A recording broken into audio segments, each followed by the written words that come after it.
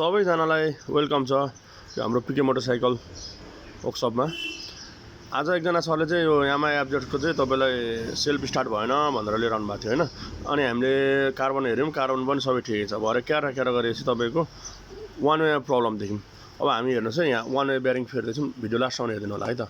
ल हेर्नुस् त यहाँ वान वे बेयरिङ बिग्रिँदाखेरि चाहिँ यस्तो हुन्छ। ल हेर्नुस् यहाँ पुरै फेनि नै घुमिरहेछ हैन। यसरी घुम्नु भएन क्या। यसरी घुमेपछि तपाईको स्टार्टमा प्रब्लम आउँछ है सर। अब हेर्दै जानुस् ल। अब हामी फेरेर तपाईहरुलाई फेरि देखाउनेछौँ ल। फेरि तपाईहरुलाई यसलाई फेक भन्नु होला हैन। त्यसलाई निकाला त भाइ, त्यसलाई निकाला त। देखाइदेऊ बेयरिङ भित्र छ बेयरिङ हो, त्यसलाई निकाला त।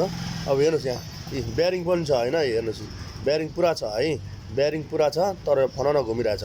अब हामी नयाँ फिट गरेर देखाउनेछौँ तपाईहरुलाई है, नयाँ फिट गरेर देखाउनेछौँ। हेर्नुस् अब हामी वान वे बेयरिङ चाहिँ यो भ्यारोक कम्पनीको युज गर्छौँ हैन। भ्यारोक कम्पनीको।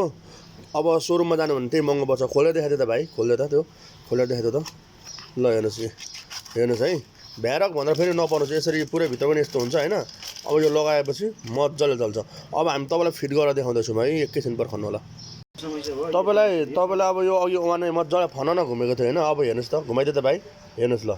अब घुम्दैन नि हैन, घुमेको छैन नि। हेर्नु ल, यो जुन उल्टोपट्टि हो उल्टोपट्टि चाहिँ घुम्छ, सुल्टोपट्टि घुम्दैन है। हेर्नुस् सुल्टोपट्टि उल्टोपट्टि घुमाइदे त भाइ। उल्टोपट्टि यसरी घुम्छ हैन, सुल्टोपट्टि घुम्दैन फेरि। तपाईलाई हेर्नुस् पुरा टाइट हुन्छ है। ल अब तपाईलाई फिट गरेर हामी स्टार्ट गरेर देखाउनेछौँ। अब एकैछिन पर्खनुस्। अब हामीले वान वे बेयरिङ फिट गरिसकेको छौँ बाइकमा हैन। अब तपाईहरुलाई म स्टार्ट गरेर देखाउँछु है त।